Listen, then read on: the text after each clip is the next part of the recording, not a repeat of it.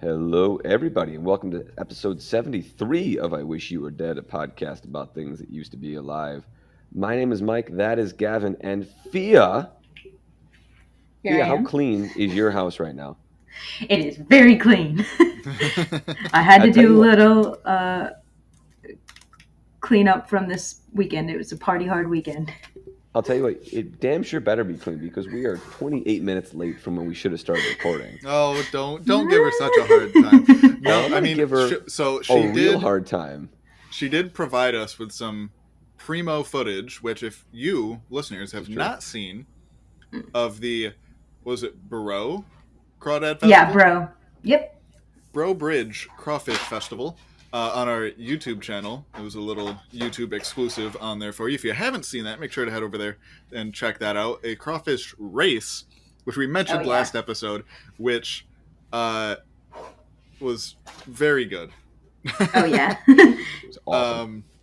So that's over on YouTube. You can find the link to that down below in the show notes. I sweated profusely to get that kind of footage because everybody was so packed and it was like well over 90 degrees that day. But I was like, I have to be able to record this. I love that. I did it for the fans. Mm-hmm. I mean, Fia, that's why we brought you along. The fans said we needed another host, and damn it, you're here. Here I am. So, speaking of hosts, Gavin, you got stuff going on. I do. So, a little behind-the-scenes stuff going on here. We're actually recording this episode and the next episode back-to-back today. And then next week, we are recording the following two episodes also back-to-back. Because my life is getting real crazy.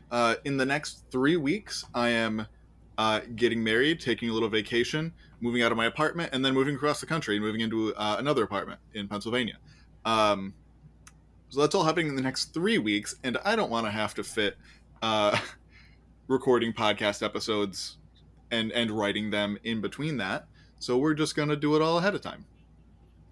Yay. So if something big happens, for example, if Gavin for the second time predicts like the fall of the United States government before it actually happens, just know that we didn't see it coming, except for, I guess, Gavin and his weird ability to predict the future. Hey, that only happened once. It did. But still, the fact that it was so specific, it's still wild to me how you nailed that on like episode 3 of this podcast or whatever it was. Yeah, let's not talk about it. It just makes me sad. Let's not talk about it at all. Let's get on with the episode. But yeah, so this episode is really interesting because it's really different. We've never done an episode like it before. We're going to be talking about the American Museum of Natural History. Ooh, okay. Nice. And so this is my personal favorite museum, the biggest museum that I've ever been to, and the first big museum that I've been to. Founded in 1869. It is one of the great historic museums in North America. Arguably the best museum in the Western Hemisphere. I would argue probably at least in the top 3 museums in the world. So wow. Big deal. We'll go through its history. We'll go through what kind of stuff they have there, and why you should go visit.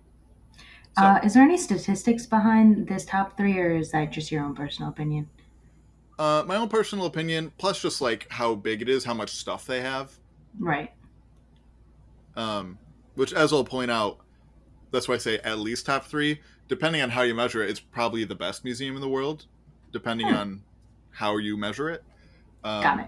But yeah, we're going to get right into all that. But before that, like I mentioned, we have lots of stuff going on down in the show notes of all these episodes. If you want to follow us on social media, that's really helpful. If you want to be featured in an episode, there's forms where you can fill out. If you want to suggest a topic, there's a form for that. If you want to leave us a voice message telling us how good or bad we do on the podcast, you can leave us a voice message down below. All those really awesome things really help us out and just generally make us feel pretty good. So it'd be really helpful for all of us if you could click on some of those links down there. And with that, I guess, Mike, what do you have for us today in history? So you mentioned that the Natural History Museum opened up in 1869, and by complete coincidence, 100 years after that, on May 11th, 1969, we have our Today in History. And this is going to include a little bit of a confession.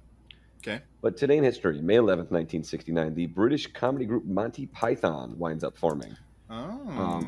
And my confession is I've never actually seen anything from Monty Python. I just know that they are, like, probably, the most famous comedy group of all time, I think, is... I guess it depends what you define as a comedy group, but yeah, probably.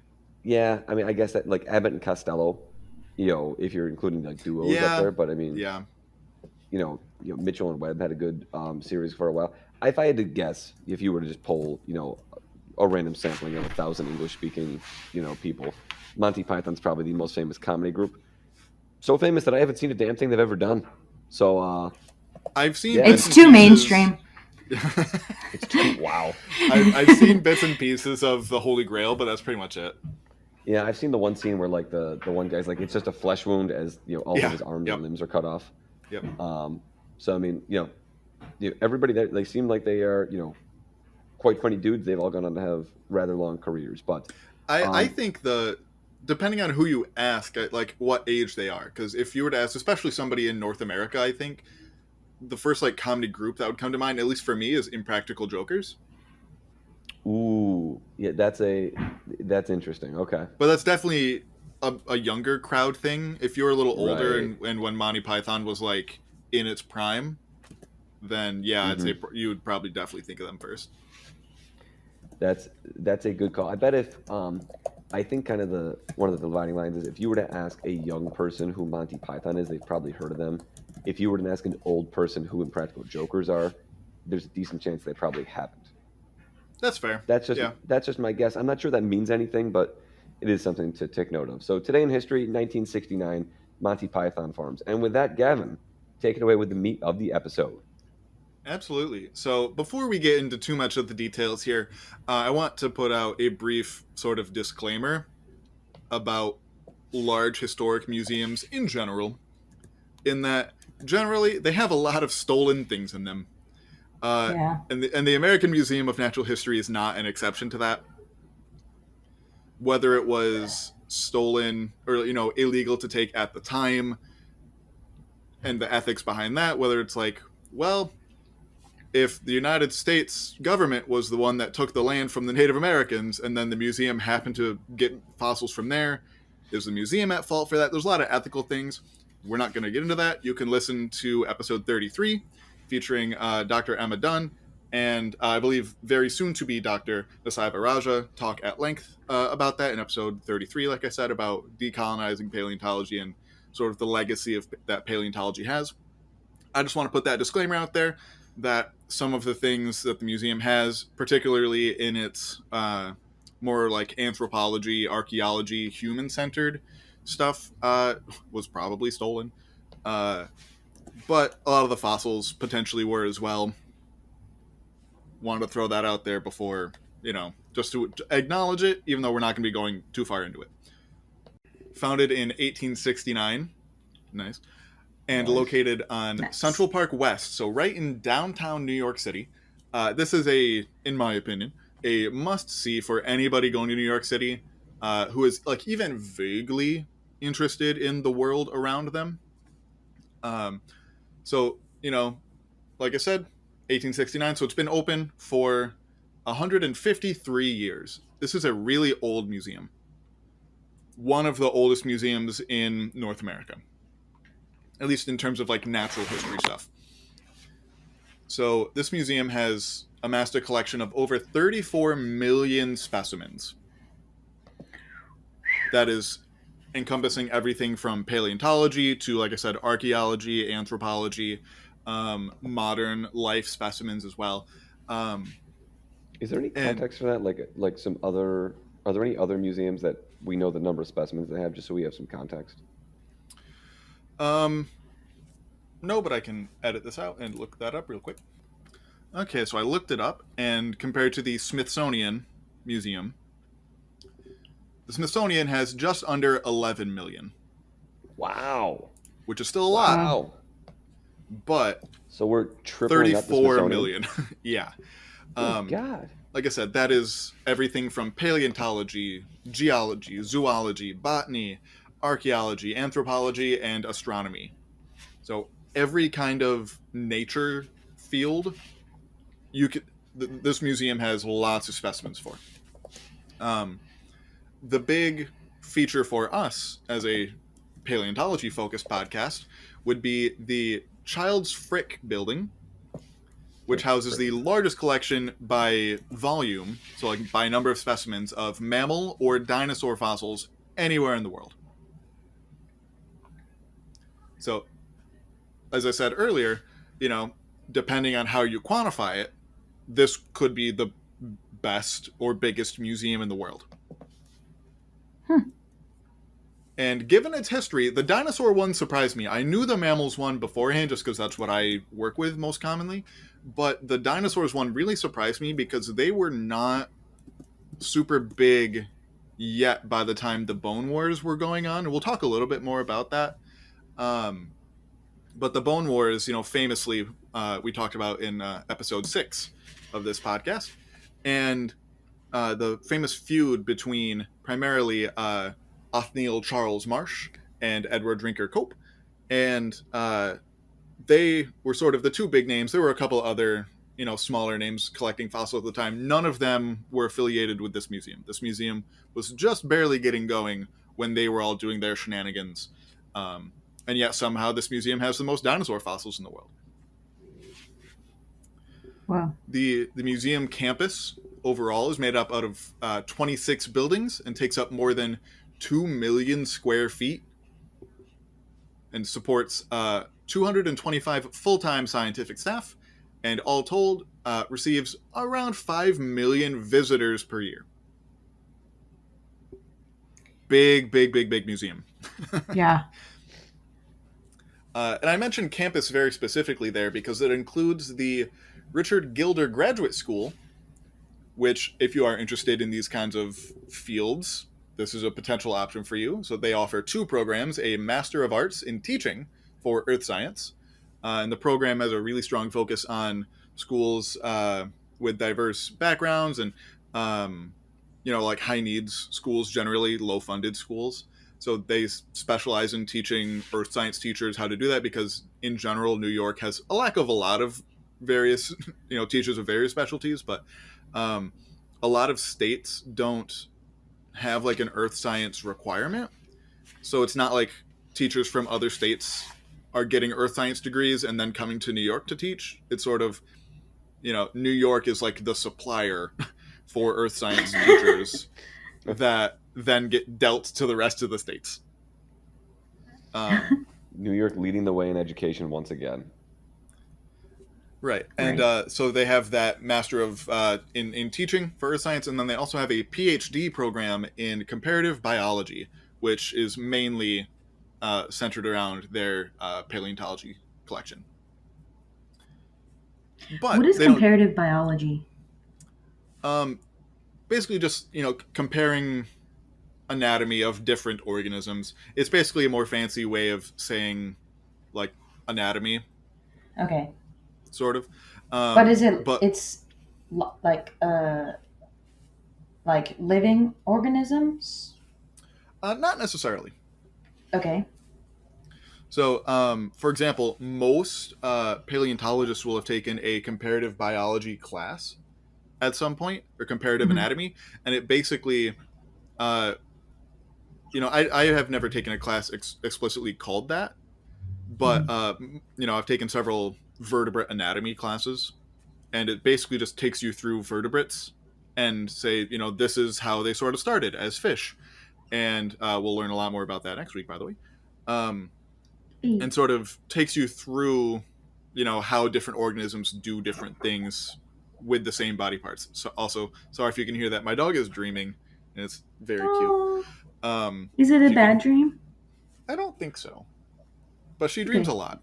Anyway, it's very cute. So if you hear just like squeaks in the background, that's her. But yeah, so that's comparative anatomy. Comparative biology, I think, would just be a more all-encompassing version of that. Including potentially like ecology, physiology, things like that. Mm-hmm. But like any good museum, they don't just have stuff behind the scenes. They also have stuff for public consumption that regular people can just go see. So let's talk about that for a little bit. Roughly half of its exhibition halls, because like I said, this isn't just, some rinky-dink museum. 2 million square feet. That's huge. Yeah. So roughly half of the exhibition halls are dedicated to things that are related to this podcast. So if you enjoy this podcast, you'll sort of by default enjoy roughly half of this museum. So I couldn't possibly go through every single exhibit hall. This is a podcast. It's an audio medium. That would not really be fun. But I do have some fun anecdotes about some of the specimens that I was able to find online. So we're going to go through a couple of them. So one of the halls is the Hall of African Mammals. And it features as its sort of center, it's, I think, 2 stories, as sort of a ring around the outside. And most of the exhibit halls feature sort of like these indented cubbies that have a really intricate diorama with taxidermied animals in them. But in the Hall of African Mammals, on the first floor, in the center of sort of this ring of these dioramas, is a herd of 8 African bush elephants right in the middle.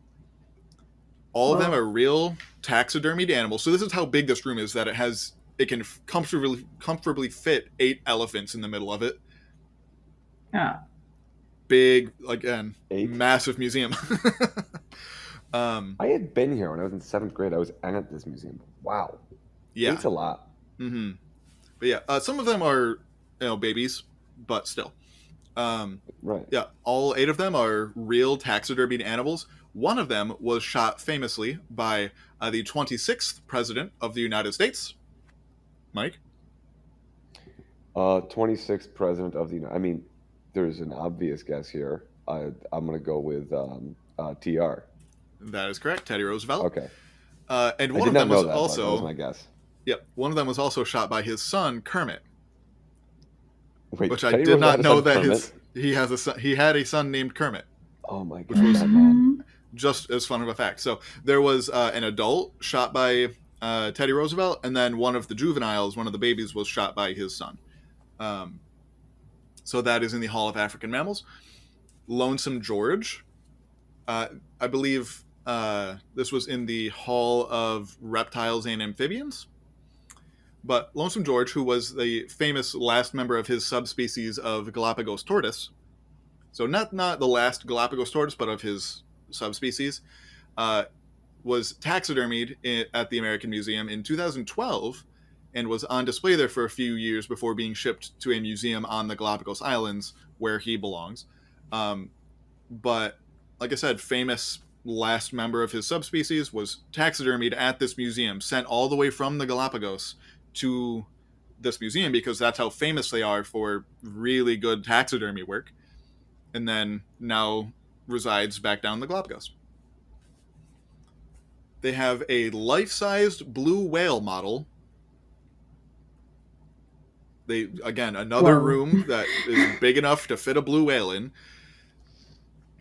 Which, however big you think that is, I promise you it's bigger. In that same hall, there is one of the dioramas is of a giant squid battling a sperm whale, also life-sized. In that squid battling is that arranged? Is that a thing that actually happens, or they find them? Yes. In that pose, Yep. So we found sperm whales with all squids and octopuses have beaks. In octopuses, that is the only hard part of their body is they have a beak, but they're not very easily digestible.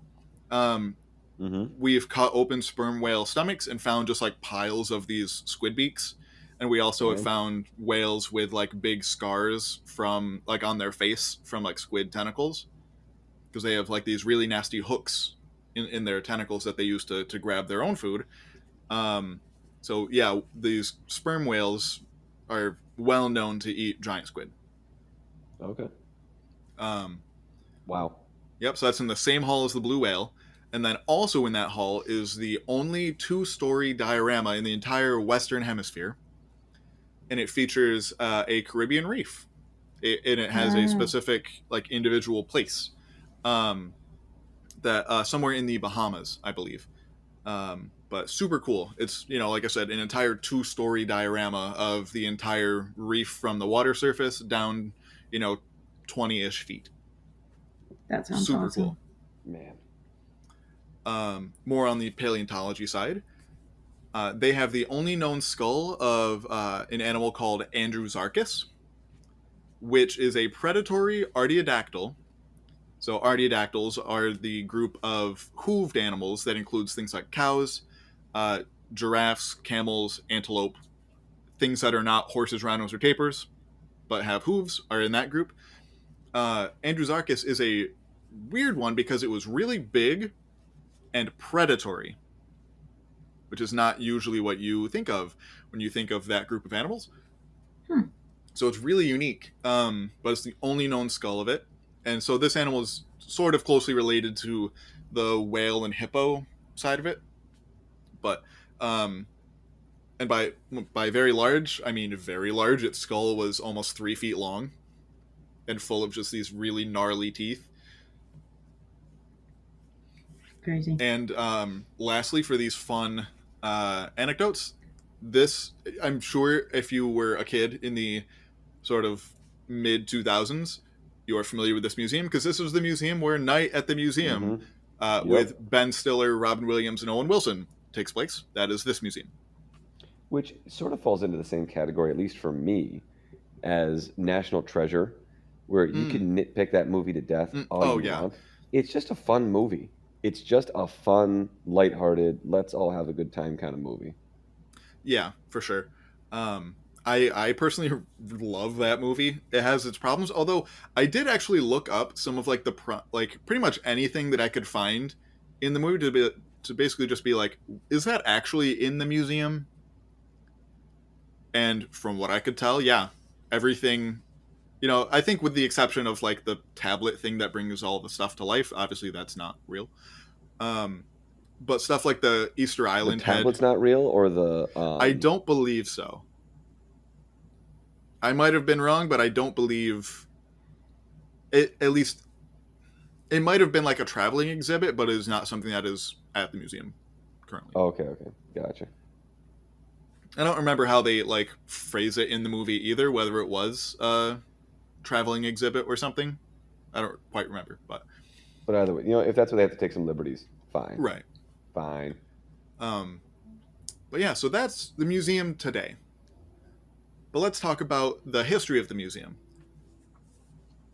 So, back in the mid to late 1800s, museums were sort of all the rage.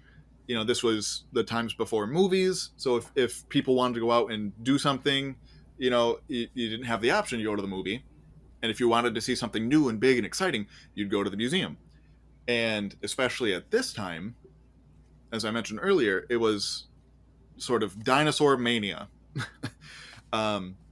Way back in episode 6, like I said, we just talked about the Bone Wars, and the two main people, like I said, Othniel Charles Marsh, who was based out of the Yale Peabody Museum in Connecticut, and Edward Drinker Cope, who was affiliated with, I forget the exact name, but based out of Philadelphia.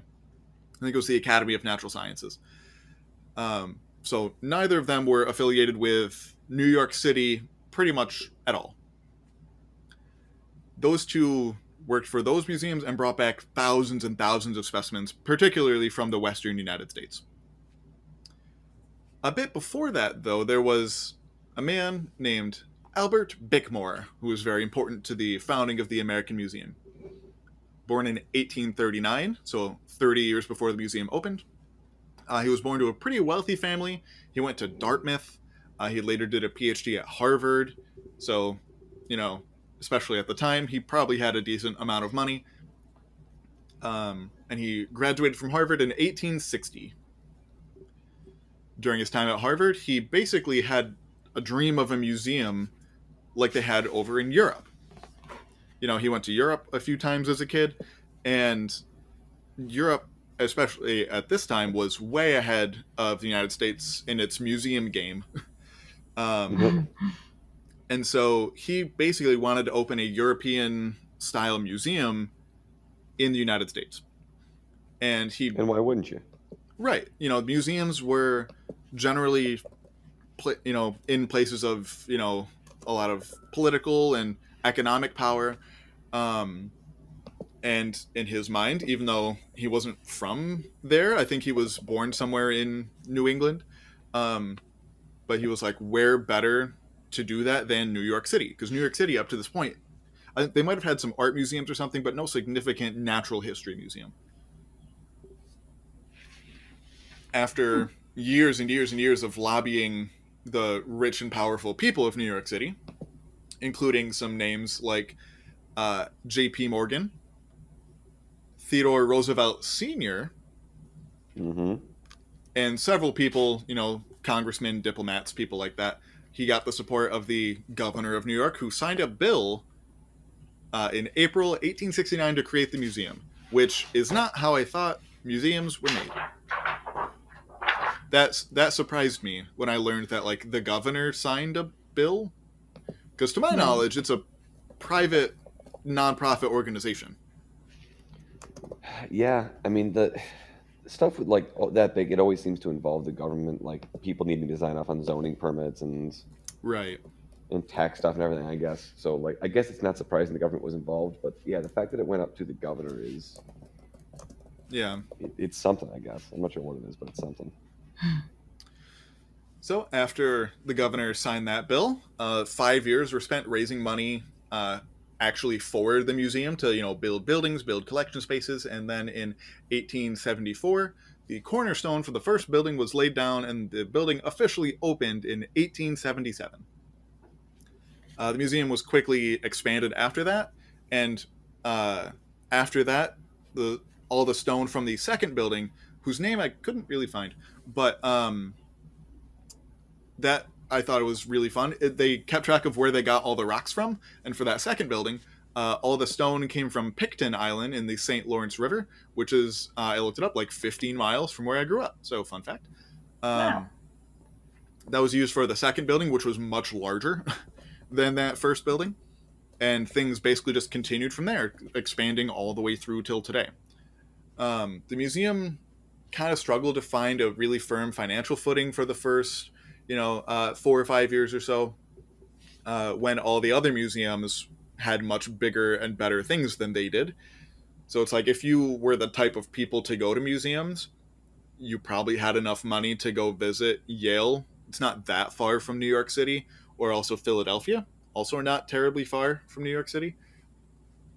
But then, in the early 1900s, so after the Bone Wars was pretty firmly done, some really important stuff happened. In 1906, Henry Fairfield Osborne, who was a former student of Edward Drinker Copes, the Bone Wars guy from Philadelphia, he became president of the museum and focused a lot on the expansion of the natural history and educational side. Instead of just sort of collecting everything and everything, he wanted to focus on the more public side. And also, just a side note, it's hard to talk about Henry Fairfield Osborne without mentioning that he was super into eugenics. He was the co-founder of the American Eugenics Society in 1922. So he did some cool paleontology stuff, some really bad other stuff. Right. But before he became president of the museum, when he was just a curator, he was sort of their main paleontologist. Osborne hired some people who would go on to become some of the most famous people in paleontology. For example, Roy Chapman Andrews, who was the inspiration for Indiana Jones. Sort of all tying it back in. Maybe that's why people think that archaeology and paleontology are the same. I think it's mostly because they sound similar and people don't actually care about the difference. Let me have this, Mike. You can have whatever you want. Don't ruin this for me. But yeah, so he hired this guy, as well as a guy named Charles R. Knight, who, if you've seen any like old-timey black and white paleo art, of, from the early 1900s, it was from him. He was the first one to really popularly, depict these animals in their environments as they understood them at the time. Obviously, he was wrong about a lot of things, but he was the first one to really draw extinct animals that got really famous for doing that. And he worked at the museum. As well as during this time, Osborne was like I said, the chief vertebrate paleontologist, and because he was the head paleontology guy, he got to name a bunch of dinosaurs, especially, that became very famous. So some names you might have heard of. Ornitholestes, a very famous, small dinosaur. It was featured, I think, very prominently in Walking with Dinosaurs. It's one that you probably have heard of called Albertosaurus, a big theropod dinosaur. And then a couple most people, maybe you've heard of it, called Velociraptor. Maybe. Sounds familiar. Nice. And also Tyrannosaurus Rex. So Also sounds familiar. yes, the first T-Rex and Velociraptor specimens to be described by science are held at the American Museum. So, really cool. And that was all this guy's doing. On the more sort of public side, the first sort of quote-unquote modern style of museum dioramas sort of debuted in the mid-1920s at the museum, with animals collected from Africa. People went out and hunted them. Namely animals like gorillas, which is these days quite sad. But Yeah. this new style was wildly popular because, like the Paleo Art that I was just mentioning, these were the first time that people were able, if you lived in North America and you didn't have the means to go see gorillas yourself and or didn't want to go shoot them, but wanted to learn more about them. Like I said, at this point, TV wasn't a thing. Movies were just barely a thing. But the Guerrilla Exhibit was the first one to be like exquisitely designed, with like a big mural in the back depicting like the mountains where the gorillas live. They were taxidermied in a lifelike position. They put all sorts of, fake but really good looking foliage in the diorama with it. So it was, depicted them as they would have looked, back in Africa. And like I said, the gorilla one was the first one to become really prominent with that. But this museum is one of the first ones, at least in North America. I'm not sure what the European museums were really doing at this point. But the first, for sure, American museum to depict things this way. And that basically just revolutionized every other museum. Once they saw how really good this type of exhibit is at just being really pretty. People like to come and ooh and ah at things. But also being educational, because most people, and I'm sure at the time it was way worse, think of Africa as just like the Serengeti. I feel like that's what most people, if they think of Africa, that's what they think of, the place with the lions and giraffes and stuff. But that's it's a decent part of the continent, but it's not the entire continent. Africa's really big. So being able to see these animals where they lived, brought a much more educational value to it, as if, instead of just having a taxidermied gorilla just sort of standing there.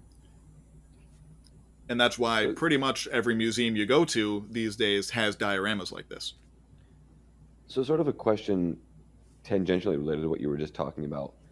You mentioned how, this proved to other museums this could be successful and people would come see it. Do we have numbers as to how profitable the Natural History Museum is? Like, how many people are showing up? Is this, is this a business that's teetering on the edge, like is kind of shown in the beginning of, what's the movie you said? Night at the Museum? Yeah, Night at the Museum. Is it a business that's teetering on the edge, or is the Natural History Museum just so wildly popular that it is, it is in no danger of having any significant financial troubles in the near to medium term future? Yeah, this particular, like museums in general, Right now, I Are know in general it's hard to generalize and everything. But well, just no, specifically, I was about to generalize actually. oh well, go for it then. Museums in general have sort of taken a hit, especially with the pandemic. A lot of museums are nonprofits, and Sure. so there's been a lot of other stuff that people rightfully want to give their money to, and museums are not particularly high on that list. That being said, I don't think the American Museum is really in trouble. um, Okay. like I said, they get about 5 million people a year. I'm sure that has dipped down a bit in the last handful of years, but I also don't know exactly when that data was from. But they are, like I said, a public nonprofit. I'm pretty sure you can look up their financials fairly easily. So I don't think they're really struggling all that much. But Okay. I was curious when we're saying successful, how successful are we talking? yeah, I'm sure that they were doing better at this point than they probably are now. Right. But I believe that. um, but yeah, these really intricate dioramas, they kept adding new ones all through the 20s and basically all the way up through the 2000s. They just add new ones or renovate the old ones that they had. Um, and there's one exception where they have not really updated it since the 50s, and they did that on purpose. That is the Warburg Hall of New York State Environments. And I really like when museums have a section, especially big museums like this, have a section dedicated just to the local sort of area. And this one feels a little better to me because most of the people that I know from around New York City lump everything north of like Poughkeepsie into the same bucket. It drives me nuts. And so I would say like at least like 70% of my college classmates were from around New York City or Long Island. And so I had to convince them, I'm like, nope, it's all very different. Western New York is really different than Northern or Eastern New York. So they have this hall that they have not purposefully not updated since the 50s, that they sort of use as an example of how things used to be done, which I think is really cool. It shows not only still really good dioramas and stuff, but educational stuff about New York, as well as just about how museums work in general and how museum processes have changed over time. And so they've sort of kept this hall as like a little time capsule about how things used to be done. It'd be cool if they had the forethought to do that, starting in the late 1800s. But beggars can't be choosers on that one, I guess. Mm-hmm. And so that is pretty much the story of the museum. We're not sponsored by the museum at all. That'd be pretty cool if they would. We would love to be like we've said this a couple That times. would be We're cool. not above selling out. Like Oh no. But yeah, so this is going to be one of the first things. Like I would say, the first time that I take time off of my new job when I get out there is going to be taking, who will then be my wife, to New York City. She's never been to New York City to see this museum, and we're going to spend an entire day in this museum, and we will not see everything. True. I love this museum so much, and so much that it gave me really unfair expectations. Because I've been to a couple pretty major museums. I've been to this one. I've been to the Denver Museum of Nature and Science. I've been to the Los Angeles County Museum of Natural History. And both of those are really good museums. But the way the locals are in those areas have talked about them, I thought they were like on this level. And then I realized, oh no, nobody is on this level. So this being the first big museum that I went to was really unfair to the rest of them. So and again, this was just barely scratching the surface. They have I think the entire fourth floor of the museum is dedicated just to fossils. And like I said, I think most of the buildings, most of the publicly accessible buildings are 4 floors. So roughly a quarter of the museum space. I don't know that's just quick math, but roughly a quarter of the museum space dedicated to fossils. Super cool. They have fully mounted T-Rex. They have several fully mounted sauropods, as well as lots of really cool groups of mammals that I just nerded out so hard about. I was there with my brother-in-law's family. It was me, my sister, my brother-in-law, and then his mom and sister. And I definitely took up too much of our day in this museum. But that is pretty much all I've got about the museum. But oh yeah, go ahead. Have you seen the entire museum? No. I see. So part of it was closed off. Like the room with the blue whale was closed off. I could see inside, so I could see the whale, but I didn't get to like walk around in that entire hall. Which was really sad. That would have been one of my big highlights. But yeah, so we skipped a lot of the more cultural stuff just because I was like, that's not particularly what I'm interested in anyway. I wanted to see all the fossils. Right. But yeah, ideally we would spend, when we go, we'll get like an Airbnb or something, and we'll spend a full entire day. We'll get there right when it opens and not leave until it's closed, because they have a full food court and everything. Several gift shops.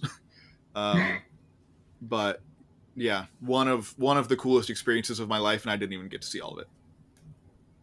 Wow. So long story short, go support your local museums, because they probably need the money more than this place does.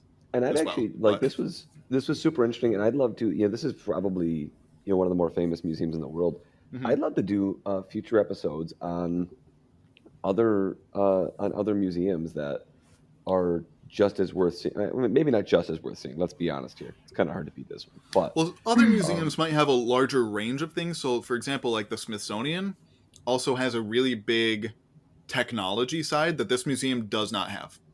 So if you like technology, space flight, if you like, the development of like planes and different engineering things, this museum has none of that. So if you like that kind of thing, the Smithsonian is probably like as good as you're going to get in North America. And the Smithsonian is just several different museums. Yes. As anyone who's been to Washington, D.C. can tell you. So This may not be the last time we have an episode about museums. Absolutely. I hope not. Same here. So that was awesome. Thank you very much. I believe we have some time for Swamp Corner with Fia. So Fia, what do you got for us? Hello, Swamp Corner starting. Today, I would like to give you a little snippet about the gaff top sail catfish. For starts, any guesses, Gavin or Mike, about why it's called a gaff top sail catfish? Okay, so it's a catfish, and it's called the gaff top sail. Yes, gaff top sail. Gaff top with an gaff. At least a gap top, and I thought there was like just a hole in the top. Yeah, that was definitely my thought too. Okay, let me spell it. GAFTOPSAIL. Gaff. I mean, I'm thinking like gaff tape, but that's gaff sail. Is it named after somebody? No. Then I'm lost. I have no idea. All right. It was a long shot. Is there like a fin or something on the top, and it's like a type of sail or fin that's at the top of its head? Mike, you're a winner. Oh hell yeah! I never win these games. So yeah, the dorsal spine of the gaff top sail catfish, which is the top spine, is really long and extended, and it kind of has like this fleshy like membrane that kind of looks like the sail of like a sailboat. So yeah, scientific name of this fish is the Bagri marinus. I don't. Scientific names are hard. That sounds right. Yeah, it's located around western central Atlantic Ocean, as well as the Gulf of Mexico and the Caribbean Sea. It's really, really common down in Louisiana, and but some people have claimed to find it as far north as New York. I have questions about that. Yeah, that's a claim. It's a claim. But some other fun facts about this fish is that the males fertilize the eggs of the female and then brood them in their mouth until they hatch. I always Which think it's really interesting when the males do the work because that's rather atypical. love it when the males do the work. And I don't that is not meant to have any social commentary. However, if it does, you know, In- you take that all for the more what fun. it's worth. But in ecology, well, yeah, just in animals, that's just generally not very common. right, yeah. But so I guess when I think about a catfish, first thing that comes to mind is like some skunkers, bottom feeders, which is pretty common for catfish. Mhm. But the gaff top actually feeds throughout the water column, so they'll eat kind of a bunch of crustaceans like crab or shrimp, but they'll also eat worms, other invertebrate or other fishes. Okay. They are kind of a commodity fishing species, I would say. A lot of like people. How big are they? So, shoot, I looked it up and then I forgot. But they get pretty massive from the ones that I've caught fishing down here. Okay. Maximum size claimed about 2 feet. Okay. Which that's a decent sized fish. Yeah. They do get pretty big, and my boyfriend Andy will fillet them and cook them up and fry them. So, yeah, I would say that they're eatable. They're good. But speaking of Andy, he wanted me to mention that they have the most horrible slime that protects their body. For some reason, just more than others, the gaff top just has a whole crap ton of slime. And, I couldn't find a real reason of why they produce more than any other. Like, generally, fish are covered in a mucosal membrane that's usually to help with drag resistance for swimming, and then also to protect them from like parasites and infection.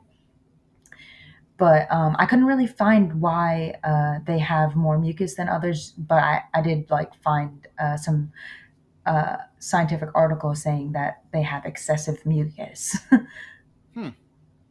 Yeah. Excessive mucus would be a good bad name.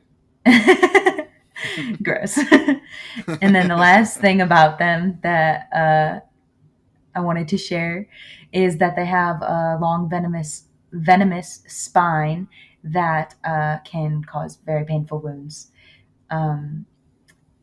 Andy is the designated catfish handler when we go fishing because of these spikes, and he's gotten nicked a few times. And his grandma says that if you get pricked with one of their spines, that you should rub the mucus on your like wound. I don't know how well that is supposed to work, but supposedly the thought process behind that is that they interact with other catfish that will prick them, so they kind of get like some sort of immunity in their slime. But that's all just like grandma talking. Right. So are these the spine on its dorsal fin that you mentioned, or are these on its front fins? No, I actually think that they're on the tail. Oh, okay. Because I know I've been stabbed. I used to go fishing quite a lot when I was a kid. I've been stabbed a couple times by the spines on the pectoral fins of bullhead fish, Yeah. which are native. I don't know exactly their range, but they at least live in northern New York. And I don't think it was venomous, but it did hurt quite a lot. Yeah. No, I'm not actually 100% sure where the spine is, but Okay. He like handles them like underneath the belly and like in like he puts his fingers underneath like the two like side fins. So I would imagine that he wouldn't put his hands there if that was the case. Okay. But no, that's really interesting about the slime though, that it might sort of counteract the venom. Yeah. I mean, some animals do have built-in stuff like that. Like, fun fact that some people might not know: porcupine quills have sort of a natural antibiotic coating on them. Oh. So it's really hard to get infected from being pricked by a porcupine. And supposedly, I don't know how well supported this is, but it's so if they stab themselves, if they fall out of a tree, they don't get infected. Huh. So yeah, that's more one of fun those facts. things that like you wonder. Right, and that's a really hard thing to prove, like Oh yeah, for sure. why they have it. Yeah. Yeah, evolution's weird, but Mm-hmm. awesome. Evolution is absolutely weird, and I think we can end on that point. This has been episode 73 of I Wish You Were Dead, a podcast about things that used to be alive. My name is Mike. That was Gavin and Fia, and we will see you guys next week with episode 74. Until then, take care, everybody. This episode of I Wish You Were Dead was written by Gavin Davidson and hosted by Gavin Davidson, Mike Bryson, and Fenella Campanino. It was sound edited by Mike Bryson and edited for YouTube by Gavin Davidson. Special thanks to former guests of the pod and to listeners like you.